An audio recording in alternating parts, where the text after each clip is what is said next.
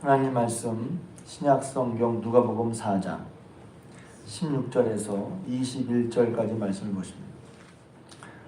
이 말씀은 예수님의 사역 초기에 예수님이 뭘 하시겠다 혹은 다른 말로 보면 하나님이 하신 말씀을 예수님을 통해서 하나님의 약속이 이루어졌다 하는 것을 예수님이 증거하고 선포하는 그런 장면이죠. 그래서 이 내용을 여러 가지로 볼 수 있지만 공생의 시작, 예수님 오셔서 공생을 하시는 것이 하나님이 약속하신 것의 실현인 것을 예수님은 말씀해주고 있는 거예요. 이사야서를 통해 하신 말씀이, 이사야 선지자를 통해 하신 말씀이 지금 예수님을 통해서 실현되고 있다. 얼마나 놀라운 얘기입니까? 이 말씀이 너희 귀에 응하였다. 우리에게 우리 눈앞에 이루어졌다는 것이죠. 누가복음에 보면 참 재밌는 말이 1장에 보면 우리에게 이루어진 사실에 대하여라고 되어 있어요. 그냥 성경을 쓸 때 그냥 꾸며서 쓴 것이 아니라 맨 앞에 되어빌러요 이러면서 우리 중에 이루어진 사실에 대하여 처음부터 자세히 쓰려고 알리려고 글을 쓴 사람이 많은데 이렇게 시작하거든요. 그러니까 우리 중에 이루어진 사실이 중요한 것이죠. 신앙은 그래서 공허한 것이 아니에요. 이론이 아니에요. 그냥 믿는다고 하는데 이렇게 될 거야 말하고 있는데 실제로 되는 걸 안 믿어. 그렇게 실감이 흔히 실감이 나줘야죠. 정말 그렇구나. 실감 나는 거예요. 말씀이 이런데 되게 실감이 안 나지는 것이 아니라 와 그렇구나. 그럴 때 이제 흔히 어려운 말로 모골이 송연하다. 아유 소름이 바짝 끼치는 하나님 말씀 이렇게 되나요? 이렇게 말해요. 그러니까 예수님이 오셔서 지금 공생을 시작하신 것이 하나님 약속하신 놀라운 구원의 시작이고 하나님은 그 말씀하신 대로 말씀을 이루신다 하는 것을 알려주고 싶었던 것이죠. 그런데 그 말씀 가운데 뭐냐면 그럼 예수님이 오셔서 뭘 하셨지? 하나님은 예수님부터 뭘 하시려고 하셨지? 예수님은 뭘 하셨지? 또 그 얘기는 뭐냐면 우리에게 하신 일이 무엇이지? 우리에게 어떻게 하고 오셨지? 하는 것입니다. 그리고 우리가 그 은혜를 받은 다음에 그러면 그렇게 예수님 만난 우리는 뭘 해야지? 그러니까 연결되는 것이죠. 그래서 여기 보면 주의 성령이 내게 임하셨으니 이는 내게 가난한 자에게 복음을 전하게 하시려고. 그래서 예수님 우리에게 복음을 전하셨죠. 예수님 자체가 복음이죠. 그러니까 교회는 복음을 받고 먼저 복음을 받아야죠. 복음을 받아서 예수를 믿고 복음의 은혜와 능력을 경험하고 그런 다음에 이제 복음을 전하는. 예수님께서 복음을 증거하러 오셨어요.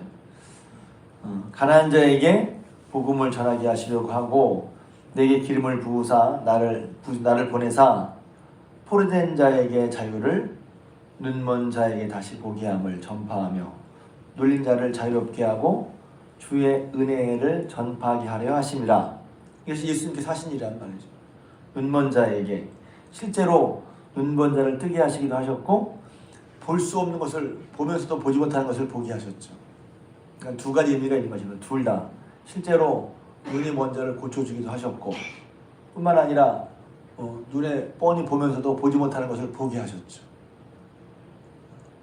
또 그 위에 보면 포로된 자에게 자유를 그러니까 불의와 또 잘못된 사람들에게 매인 불의의 매인 혹은 불의한 자들에게 매인 사람들을 풀어주려고 오셨을 뿐만 아니라 죄와 저주의 매인 사람들로 풀어주려고 오셨죠. 이것이 복음의 능력이란 말이죠. 그리고 눌린 자를 자유롭게 하고 눌렸다는 것도 매임과 비슷한데 여러 가지에 눌렸죠. 눌린 것을 알려면 부담이라고 그러면 좋아요. 부담이 없는 게 아니라 삶을 살면서 여러 가지 이제 눌림이 있단 말이에요. 사는 것 자체에 눌리잖아요. 그런 눌림에서 저는 어떤 면에서 다 중요하지만 저는 이 매임과 눌림이 참 많이 사람들이 경험하는 거라는 거예요. 요새 우울증이나 혹은 정신질환들이 많잖아요. 또 공황장 이런 말들을 많이 듣잖아요. 다른 때보다. 왜냐하면 이제 그건 제가 다음 주에 설교할 텐데 세상이 그렇게 딱 기준 잡아지지 않고 우왕좌왕하니까 거기서 이제 탄식 내지는 우울한 거예요. 왜? 딱 떨어지는 게 없거든. 자유는 주어졌고 내 마음대로 살라고 그러는데 기준이 없으니, 기준이 약해졌으니 딱 떨어지는 게 없어. 속이 시원하지 않죠.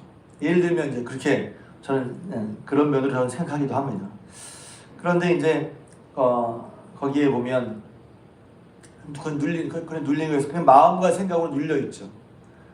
그러니까 이 눌림은, 매임과 눌림은 굉장히 포괄적인 것이고 또 누구에나 다 있는 거란 말이죠.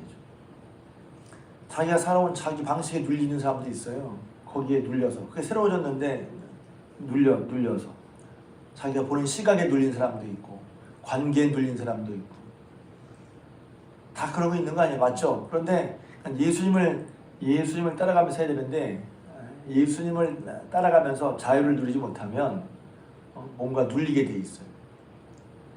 근데 예수님은 눌린 자를 또 매인 자를 풀어주고 자유롭게 하고 은혜를 전파하게. 은혜도 마찬가지입니다.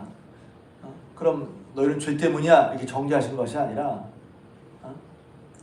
주님은 우리에게 은혜를 전파. 그래서 어떤 사람이라도 너희가 어떤 사람이라도 예수님께 나와서 은혜를 받으라는 것이죠. 그래서 회개하라. 돌이켜 예수님께 나오고 회개하고 예수를 믿으라. 회개하고 천국에 가까워하느니라. 회개하고 복음을 믿으라. 그러니까 돌이켜 복음을 받아들이는 것이 귀한 거란 말이에요. 저 여러분들이 예수님 돌이켜 복음을 받아들여서 예수님 사람이 되었고 그 첫뿐만이 아니라 계속해서 우리의 삶의 방향이 이렇게 우리를 자유롭게 하고 또 매임에서 놓아주시고 또 복음을 전하시는 복음이신 예수께로 우린 지속적으로 향해 있어야 되는 말이에요. 그러니까 회개는 한 번에 회개라고 할 때 잘못을 뉘우친다 그거 아니라 주님께 돌이킨 메타노에라고 해서 회개는 가던 길인데 그게 멈추고 다시 방향을 돌이키는 걸 말하는 것이죠.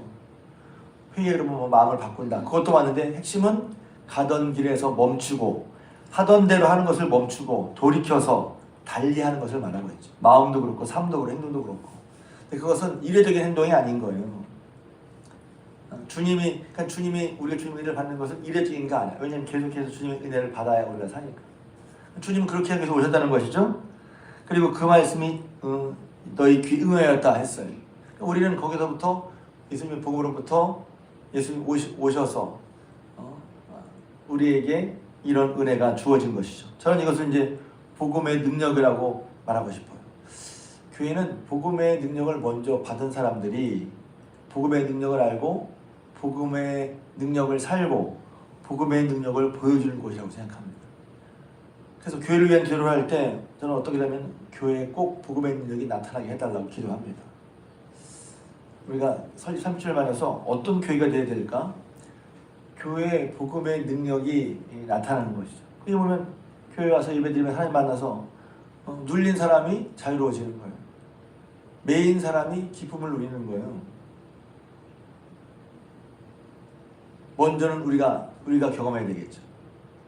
당연히 경험하고 있겠죠. 그런 다음에 우리가 뭘 해야 하지?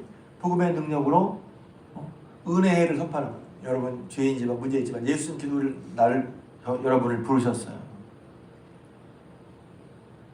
그리고 그 예수님의 은혜와 사랑 안에서 그분이 묶인 것이, 매인 것이, 눌린 것이, 보지 못하던 것이 예수님의 이름으로 풀어지고 해결되는 역사가 나타나는 것 말입니다.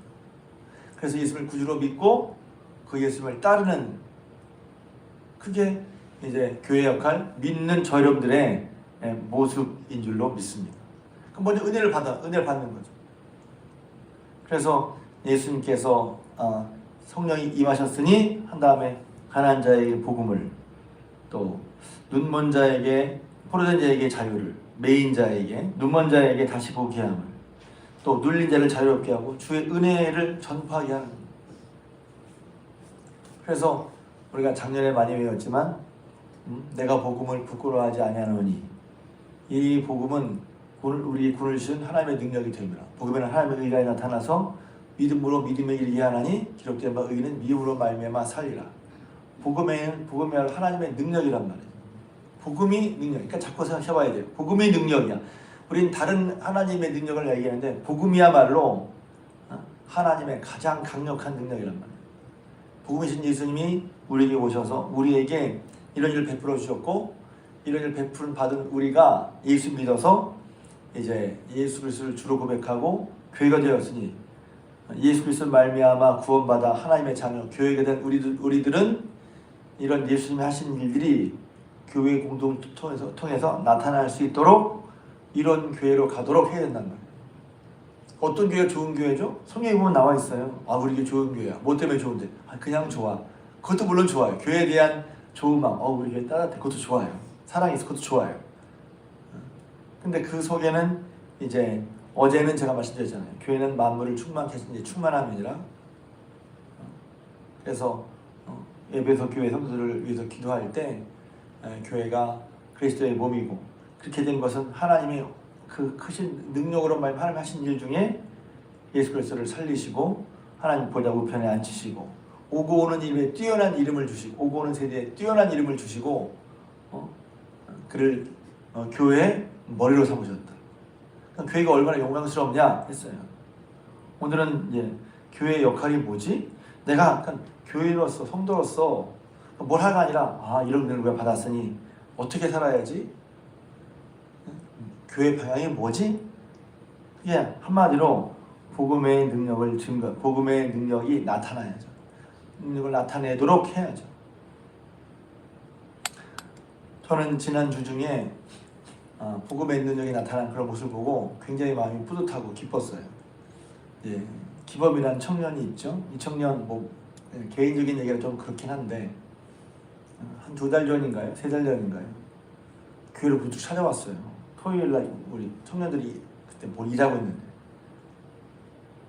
교회 왔다고 그러면서 나중에 우리가 살기 위해서 교회 왔다고 했어요.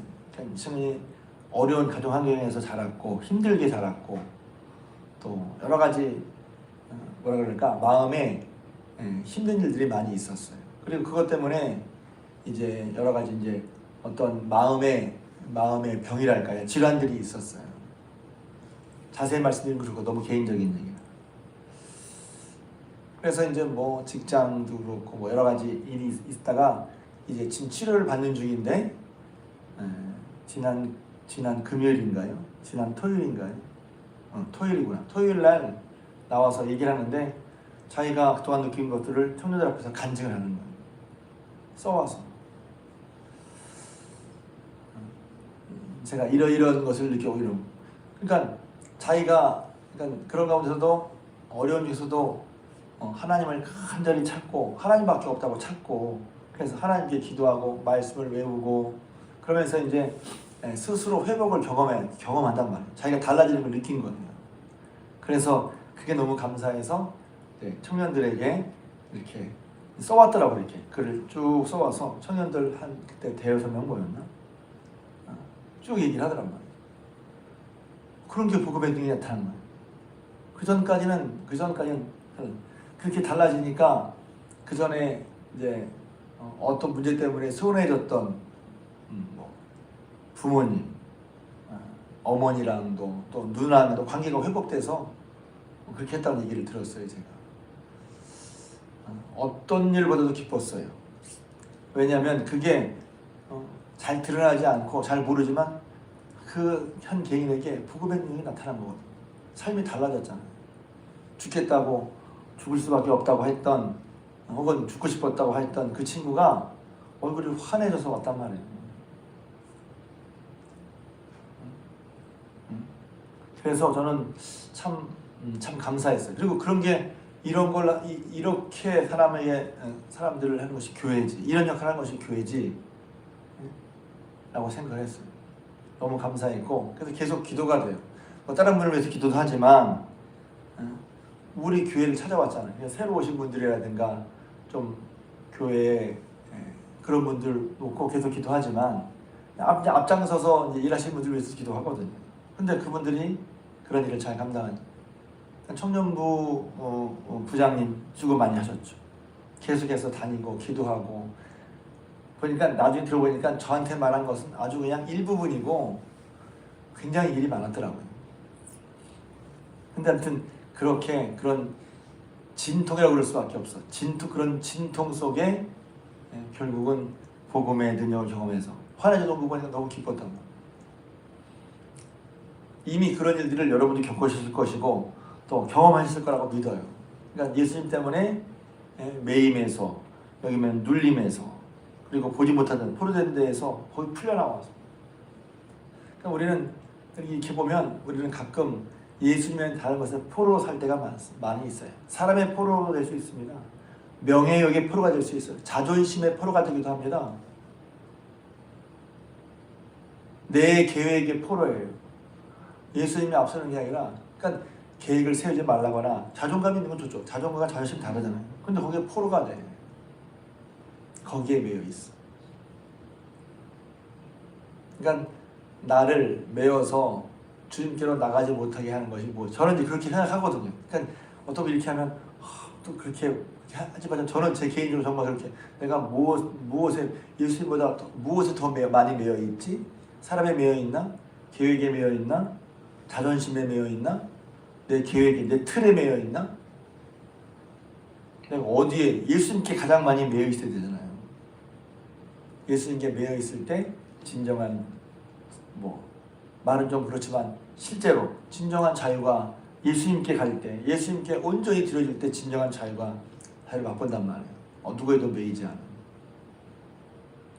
그러니 우리가 교회를 위해서 기도할 때 혹은 성도들을 위해서 기도할 때 또 나를 위해서 기도할 때도 마찬가지죠. 나를 위해 기도도 뭘 기도해야 할까? 하나님 제가 예수 그리스도로 말미암아 복음의 능력이 제 삶에 늘 나타나게 해주십시오. 복음의 능력이 우리 교회들이 있게 해주십시오. 복음의 능력을 드러내는 교회가 되게 해주십시오. 그래서 복음이 드러나면 어떻게 하죠? 가난한 자에게 복음이 전해지고 눈먼 자가 보게 되고 매인 자, 포로된 자가 자유케 되고 주님의 여러분의 상황이 어떻든지 예수 그리스도가 계십니다. 복음에 대한 자부심과 복음을 믿는 능력으로 복음이 되면 이렇게 말해야 돼요. 복음이 되나? 예수 믿음 다 되나? 이렇게 생각하는 경우도 있을 수 있잖아요. 복음을 믿고 복음의 능력을 경험하는 저 여러분들, 또 복음을 믿고 복음의 능력을 증거하는 우리 교회 성도들, 또 그렇게 해서 하나님 기쁘시게 하는 그런 저 여러분들, 또 우리 교회 기도 제목이 되기를 주님의 이름으로 부탁을 드립니다.